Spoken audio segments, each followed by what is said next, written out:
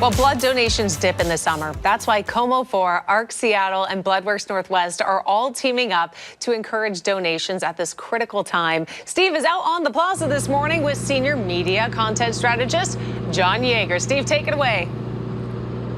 Yes, John is a familiar face to Western Washington viewers. It's good to see you again. How are you? Pretty good. I used to be somebody. I used to be on local TV. Oh, stop it. You're on local TV all the time. So let's talk about the reason why we're doing this Bloodmobile today, which is blood donations tend to dip during the summer months. And why is that? What's the main reason for that? We're smack dab, Steve, right in the middle of what they call the 100 deadliest days, between Memorial Day and Labor Day, when the number of teenage-involved crashes goes up, and the amount of blood that we get goes down because people have stuff to do during the summer. The last thing people sometimes do is schedule a blood donation. So supply is down, demand goes up. Those 100 deadliest days, we're about 60 days into it right now. And that's why what you guys are doing is so important right now. We need it right now, right now. The interesting thing, too, is obviously we had this big global tech outage that happened, I think, almost 2 weeks ago today. Yeah. You guys were affected by that as well, and that sort of impacted some of the appointments, right? We lost about 250 appointments that day.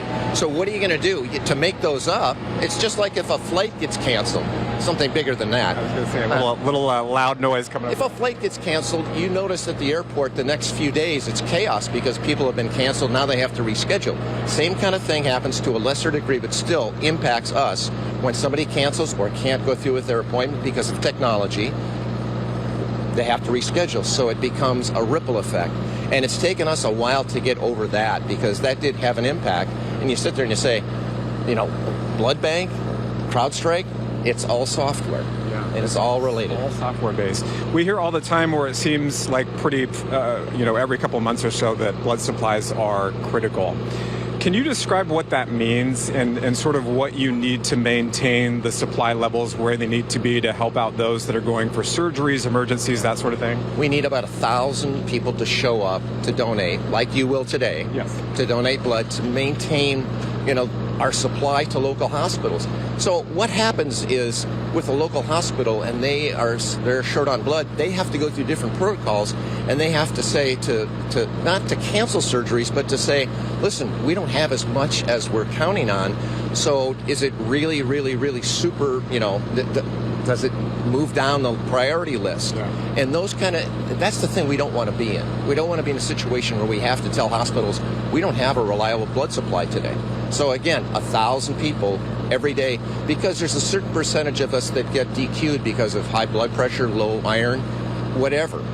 And so you need at least 850 to 900 people throughout all of Western Washington, Western Oregon to donate blood to keep up with, what we're promising hospitals. And remind people how often you can donate. Every 56 days. And the number one reason why people don't donate is fear of needles. We did a research project with Harris Interactive a few years ago, and it's a real thing. It's called trypanophobia. Yeah. But as you found the last time you donated, yes, and your charming mother, Gwen, who's a peach, she's going to find out that you don't really look forward to it, but once you're done, you go, what was I worried about? Yeah. And you save a life. What advice do you have for people who may be, the last time I donated was one of the blood drives back in February, and it had been probably 20 years since I had done it, just because of some of the limitations on the LGBTQ community in terms of donating. But for somebody who hasn't done it in a while, or maybe it's like my mom who's never done it before, how do you sort of ease those antics or anticipation or fears that they might have about that process? Our phlebotomist will ask you that one question. If you have an issue with needles, now's a good time to look away.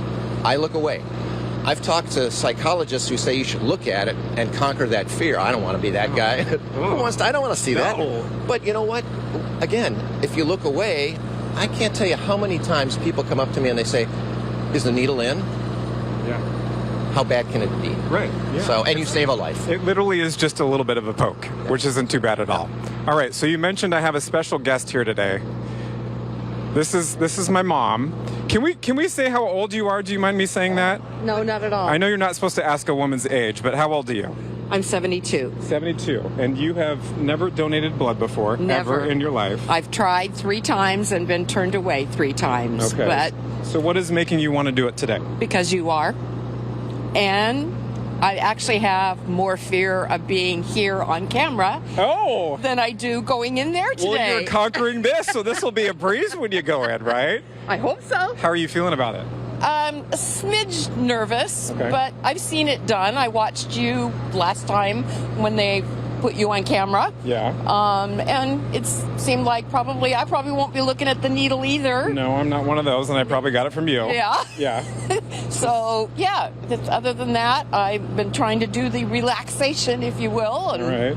Do a little meditation or something before we go in. So you're donating at 10:25, I think. that is correct. All right, and I'm 5 minutes after you, so maybe while we're in the little blood mobile, we can kind of hold hands across the little aisle or something Okay, and I'm okay with that. get it done. So there you go, mom and son donating blood and a first timer on this Friday. How about that, Kelly? You guys, this is so cute. This is cute. We need the picture just like that.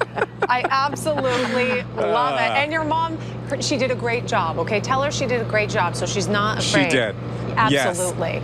Kelly says you did a great job, and let me just note, I'm very proud of you for doing this today. Thank so you. thank you for doing that. Don't You're make saving me a life. cry. I know. Don't keep the tears dry, Mom. Come on, we're almost done. Oh, good job, guys, and a big shout out to both of you as well. Thank you so much. Well, as we mentioned, KOMO 4, ARC Seattle, and Bloodworks Northwest are teaming up to encourage donations at this critical time. To schedule an appointment, and if you'd like to donate blood, go to